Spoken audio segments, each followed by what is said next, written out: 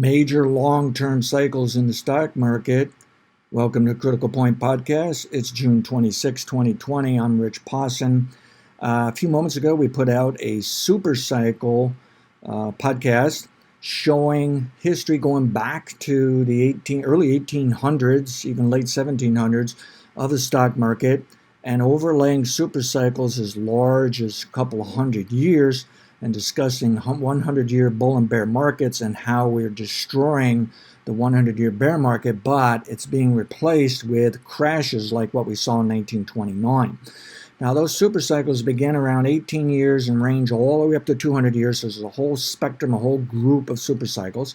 And we believe those super cycles are up for another 20 years, and then it's going to be down when we might have another 1929 crash. So see that podcast, see an explanation, but also take notice of how long the smaller super cycle bull markets have lasted since the 1930s and how good of a bull market. You don't want to miss out of any of a super cycle bull market, okay? So let's not get carried away and worry about the end of the world yet. It's a couple decades away and may never occur, okay? So at any rate, let's look at the breaking those super cycles down into the major long-term cycle called a 9-year. That 9-year cycle is also called the juggler cycle and used in economist Schumpeter's model, probably followed by Federal Reserve. It's been taught in some business schools, economic schools. Okay, I call it a 9-year because I find it in nature. I find it in a variety of things. So I don't call it the juggler, but in business and Wall Street, they're probably going to call it the juggler cycle. Okay, it does have to do with a primary recession once a decade, sometimes even two, which is what we saw in the 2000s. All right, at any rate, 9-year cycle top occurred back in 2008 or so, 2007. We crashed into a 9-year cycle bottom, but the reason it was so volatile and we had a great recession was there was a super cycle going on there. It was the second most important one. It caused some economic and business statistics to be the worst performance since the 1930s. And the stock market should have fallen 70 to 90%.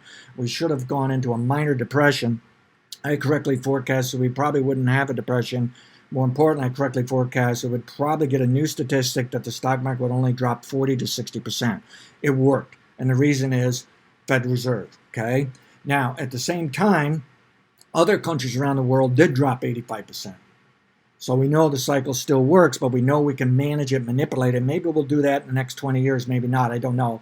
But at any rate, let's look at just the 9-year cycle. It bottomed with the super cycle. 9-year cycle bull market. 3-year cycle created some of the larger corrections along the way. And it looks like in March, we put a 9-year cycle bottom in place. And the 9-year cycle relates to how long it takes to add too much debt, print too much money, pay too much for everything, expand, grow too fast, and get the stock market too overpriced, too overvalued, and then everything has to fall apart.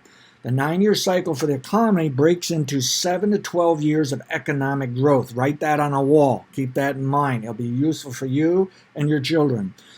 We then have a 1 to 3 year recession. Okay, this has always worked as best I can tell for the history of this country, if not even going further back when looking at the history of Europe, if not the world. Okay. Now, it is possible someday the U.S. Federal Reserve can be so strong and powerful that they can wipe out these recessions. But I'm concerned they won't be able to wipe out a depression coming that may show up in a couple decades. So the next recession is actually due in 2028 to 2031.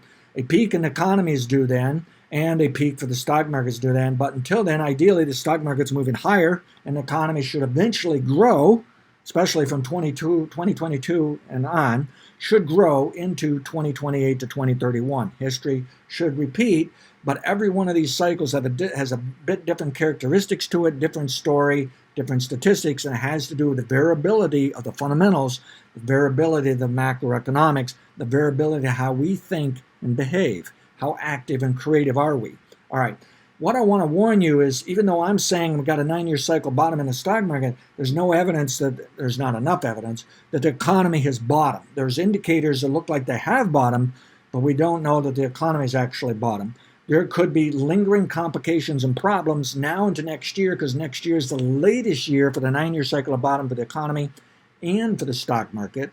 We have this virus that can now be in a second wave where we never even left the first and could still have a second wave that could be even worse.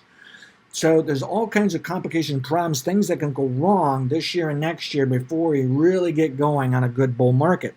That's why I've shown an upside objective for the next 12 months, all the way up into the 3,600 area, but I've also shown downside objectives, or I shouldn't say objectives, but possibilities, all the way down into, say, 2,300 or something like that, back to this former resistance trend line that may be support now, and back here to this line giving you a general idea of the 9-year cycles combined together for a super cycle trend. So the bottom line is we can have drops, hard drops. And if this 9-year cycle did not bottom, ideally it should go lower, down to 2,000, 1,800 for the S&P 500. So there could be some serious problems yet to come, all right?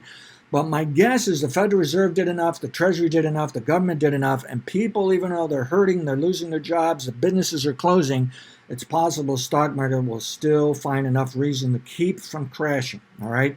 So I think personally the worst downside is going to be in that 2,300s to 2,600s here in coming months, okay, even into next year, and it doesn't even have to go that low.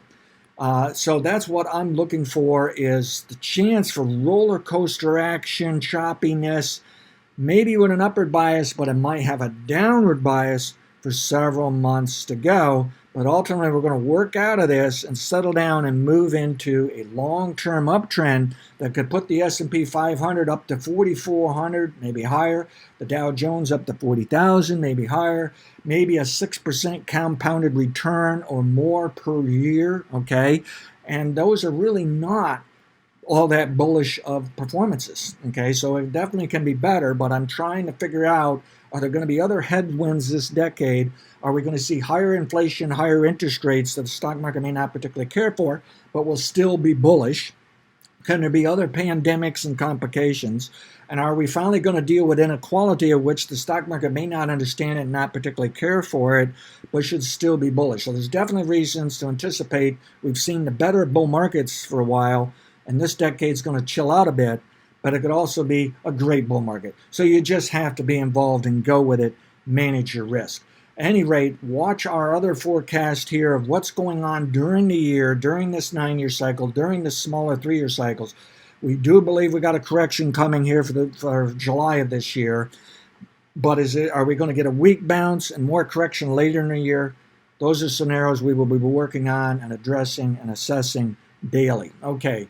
That's my forecast. Yes, there's a reason to be long-term bullish. It's just we can have complications and problems into next year.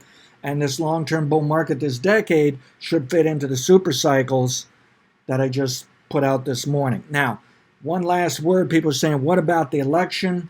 I don't care who gets elected. 4 years later, the economy would have achieved a record nominal GDP per capita, and the stock market will have pounded out a record high. What we don't know is it could be a possibility of a trading range if they really don't like the next president, but I don't see how you destroy this 9-year cycle. We've never seen evidence of it, that basically politics and the government add to or take away from what the consumer and the businesses are doing, which make up 80 to 90% of the economy, and they tend to follow the trend of growing the economy for 7 to 12 years, no matter what.